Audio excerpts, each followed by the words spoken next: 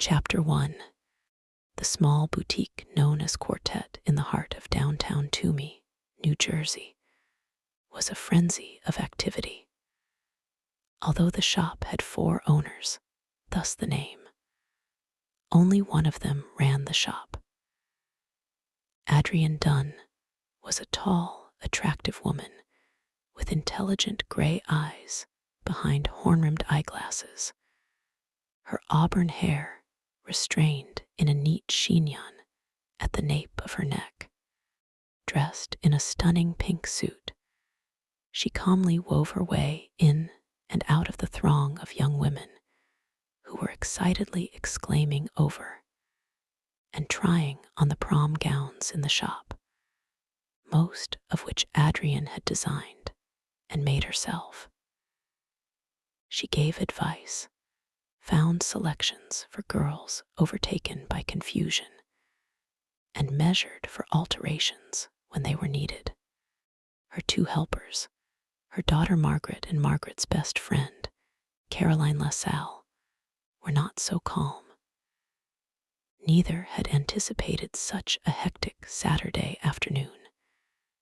They had expected the girls to come in 1 or 2 at a time, rather than in this unrestrained herd.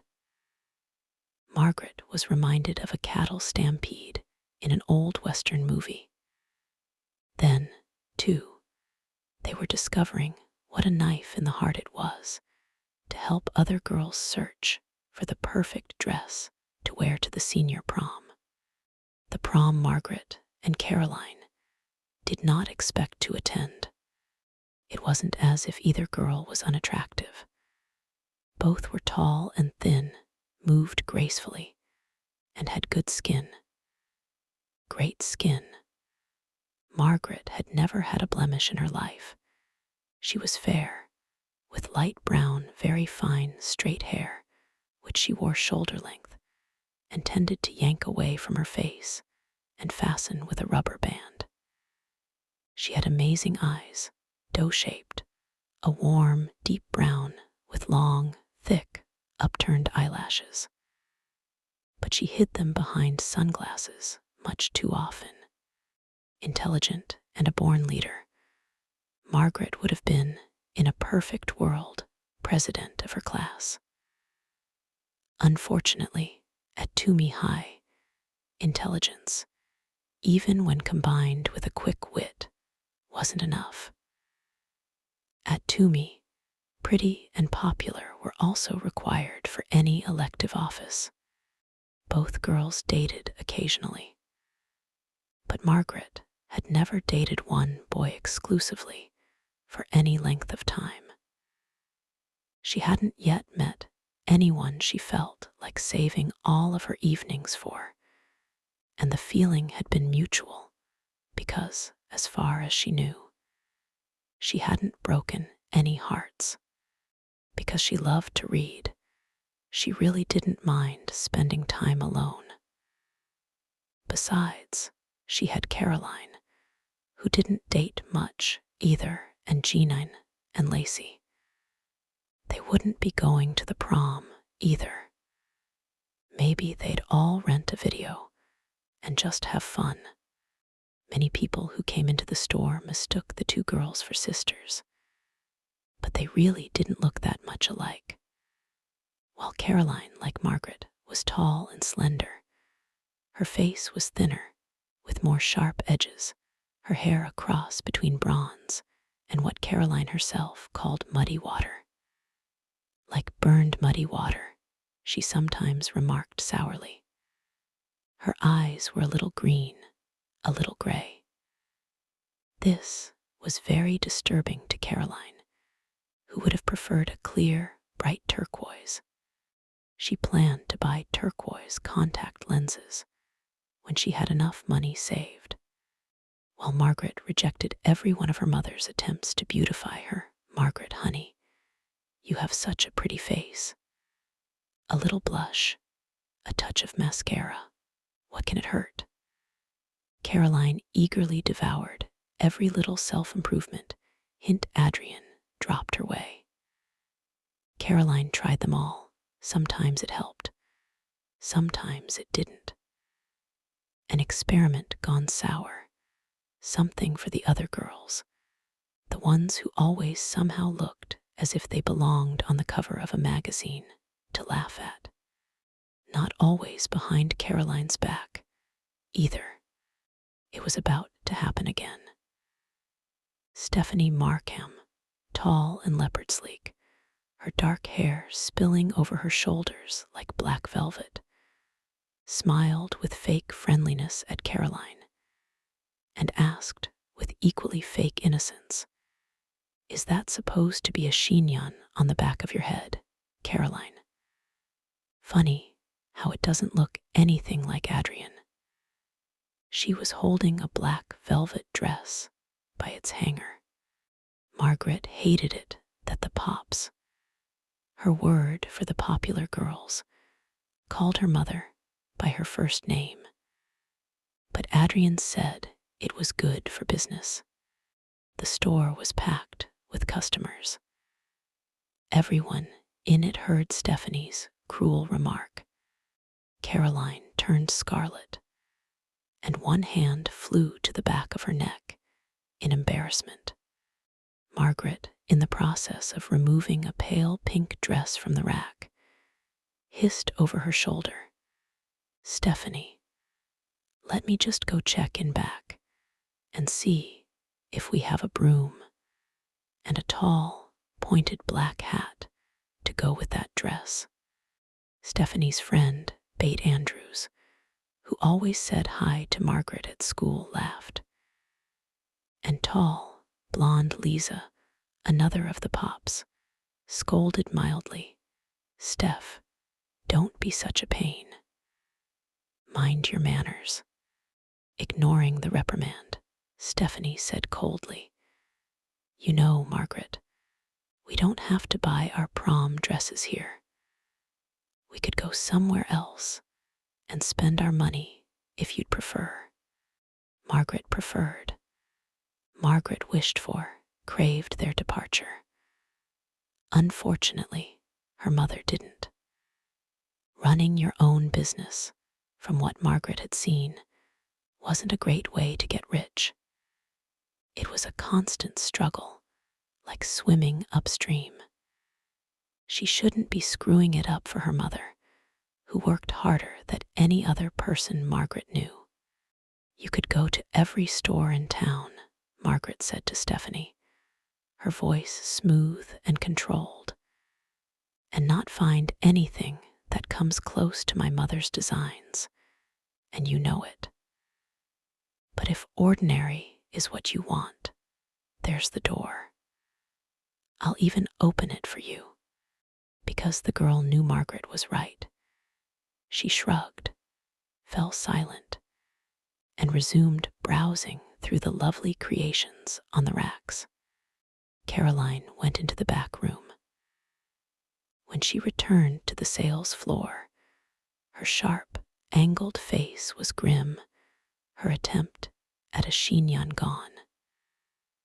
Her bronze hair hung loosely, limply, around her shoulders in her customary style. Margaret burned with anger. Okay, maybe it hadn't been a perfect little bun, and maybe Caroline was too young for such a sophisticated hairstyle. But she'd tried. It was mean of Stephanie to make fun of Caroline for trying. One more example, and there were so many of the perfectly pretty people stepping on the imperfect. Mean. Really mean. Scott Noonan burst into the store, all awkward arms and legs and freckles, a green baseball cap worn backwards over his bushy red hair. He was beaming with enthusiasm for his new part-time job. Adrian had hired him to drive Quartet's van, making deliveries and picking up supplies. Margaret knew it wasn't just the job that lit up Scott's round face. He was now in the presence of Caroline LaSalle. Scott had a thing for Caroline, who so far seemed to regard him as a pesky younger brother or a mosquito tormenting her at a picnic. Scott's blue eyes followed Caroline's every movement adoringly. He sometimes brought her a single yellow rose when he came back from a delivery, and would have carried her books to the Canadian border and back if Caroline had asked him to. Caroline was not impressed. If she thought of Scott at all, it was only as a friend. One of these days, Margaret had warned her, he's going to get tired of being treated like the contents of a vacuum cleaner bag and find someone else. And you're going to miss him. Margaret liked Scott, so he wasn't cool like the gorgeous, athletic guys the Pops dated. So what? He was smart and funny and treated her mother with respect. Margaret liked that about Scott. Caroline was not so easily impressed. Margaret had said, "Caroline, beggars can't be choosers. You're dying to go to the prom. I know Scott's only a sophomore, but you're a senior, so you can invite anyone you want. Quit being such a snob.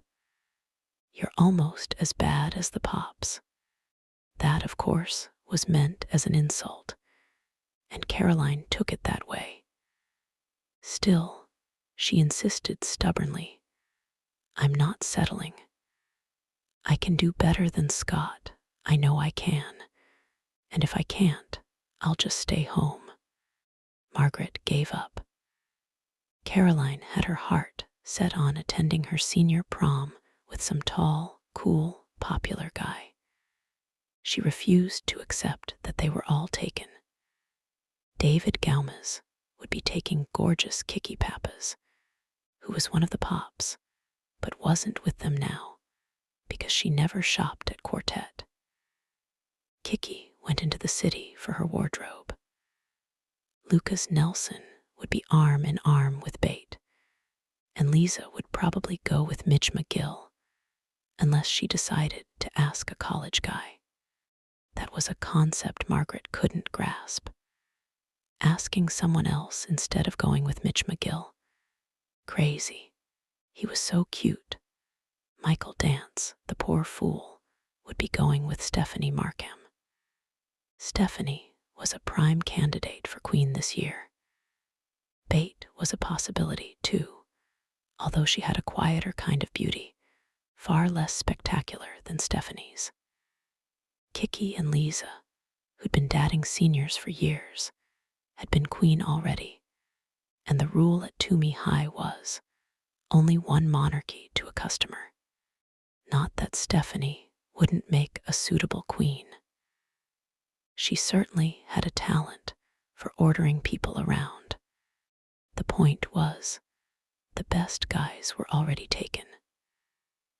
If Caroline wanted to attend the prom, she'd better lower her sights pretty darn fast, or she'd be sitting at home watching rented videos with her fellow wallflowers, Margaret Dunn, G9 Baker, and Lacey Dowd.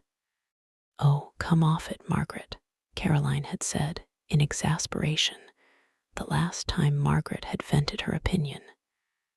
"You could go, too. Lots of guys like you. I know a couple of juniors who think you're cute. They haven't asked you because they just don't think you're interested. If you want, I could drop some hints. Let them know you'd say yes if they asked." "They won't ask," Margaret said firmly. "I like them and they like me okay, I guess. But not as a date. They don't see me that way. I'm good old Margaret, who can toss a ball or frisbee with the best of them and help them with their calculus. But that's about it. The image of me in a prom dress would be as hard for them to grasp as the meaning of a Shakespeare sonnet. So forget it, Caroline. Just butt out, okay?" "Look who's talking." Lisa, they heard Stephanie say authoritatively. Red is definitely not your color. You're blonde. Find something more pastel, like this pale turquoise. It's perfect for you. She waved a dress in the air. Margaret knew exactly what she was doing. She wanted the red one for herself. Crafty Stephanie. It's no big deal, Steph, Lisa said, reaching for the turquoise. If you really want the red one, here, take it. Just don't ever say I refuse to give you the shirt off my back. Or dress, in this case. From behind her, Margaret heard Caroline gasp in dismay. The turquoise. Caroline had had her heart set on that dress ever since Adrian finished hemming it and carefully slipped it onto a padded hanger. Maybe she wouldn't ever get to wear it, but it would crush her if someone else went to the prom in that dress. Swiftly, Margaret slid her right hand across the fat, wet sponge sitting in a small white dish beside the cash register. The sponge was used to moisten stamps. Hurrying over to Stephanie's side, she grabbed the dress from her, saying, "Oh, sorry, that dress has a water stain on it," at the same time surreptitiously wiping her wet, gluey hand on the skirt. Then she pointed. "Look, see it, right there. It wasn't supposed to be on display. Off to the cleaners it goes," she cried cheerfully, and swept the dress out of the room, ignoring Stephanie's indignant, "Well, I guess we should be checking the merchandise more carefully before we try it on. I didn't think that was necessary here. I didn't think that was necessary here." Margaret mimicked under her breath as she hung the turquoise dress in the back closet.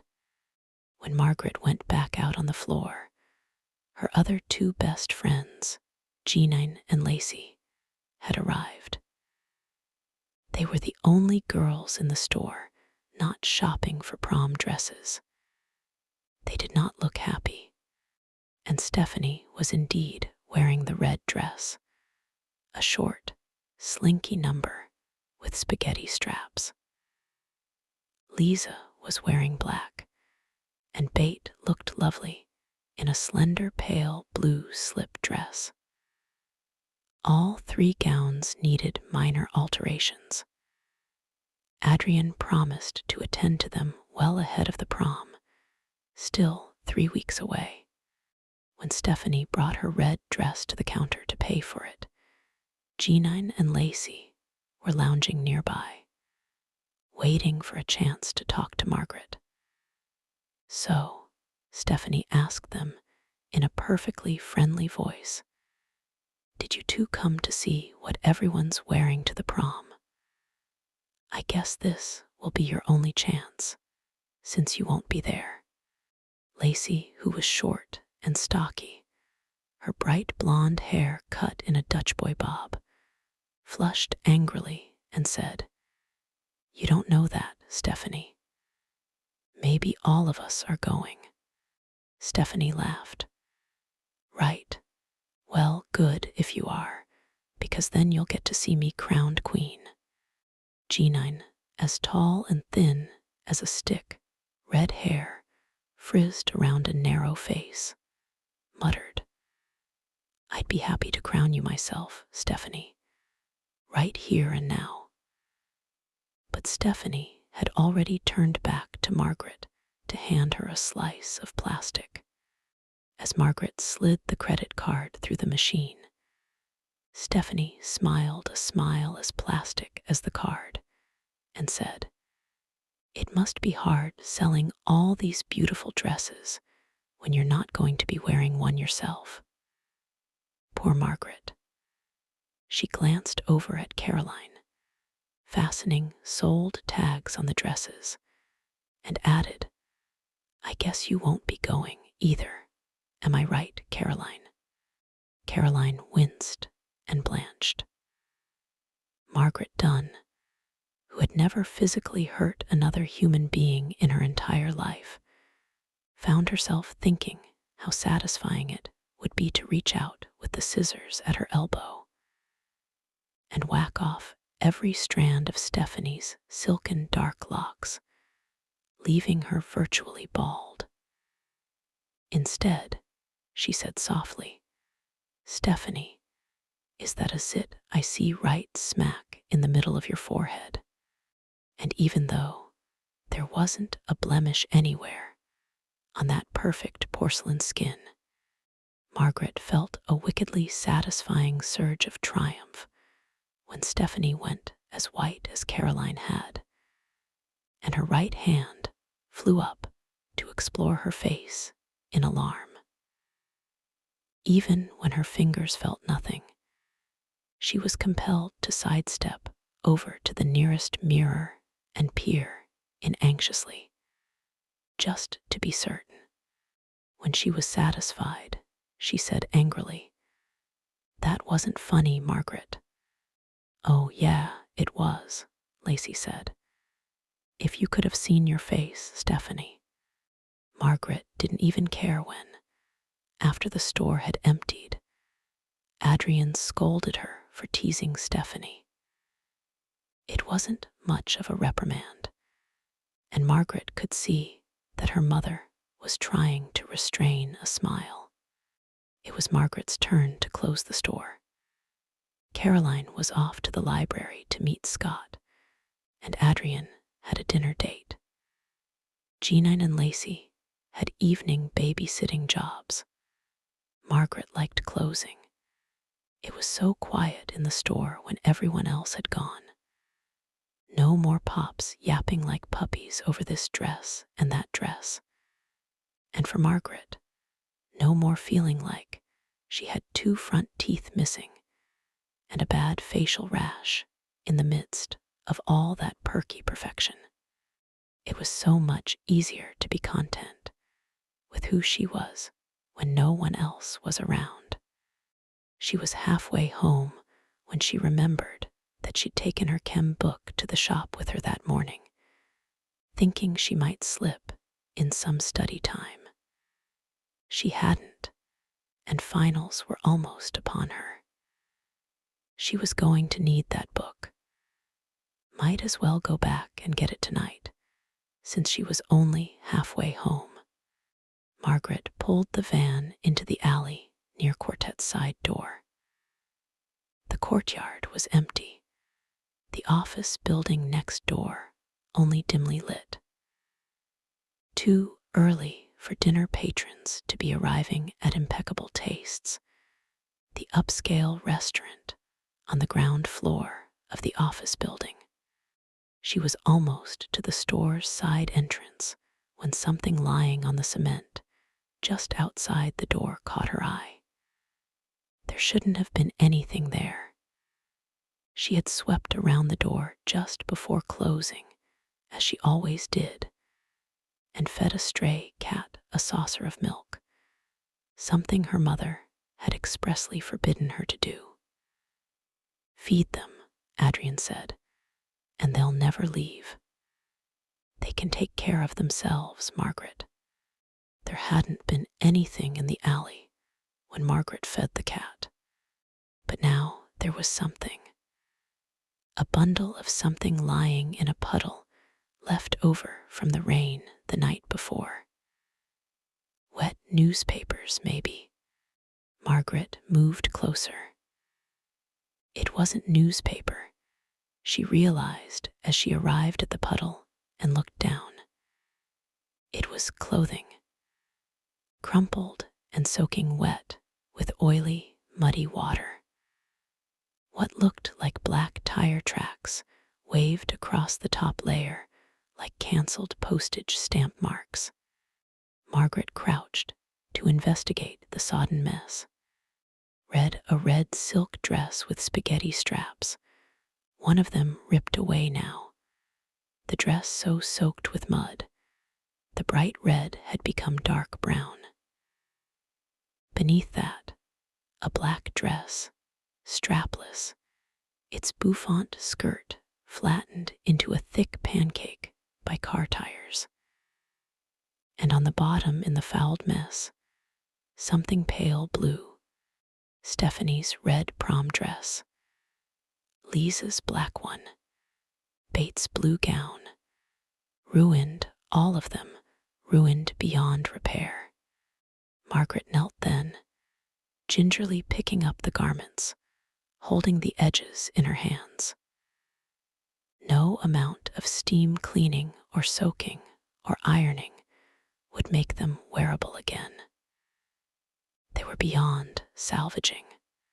The ruined clothing clung to Margaret's fingertips, as if the dresses expected her to somehow, miraculously, restore them to their former glory.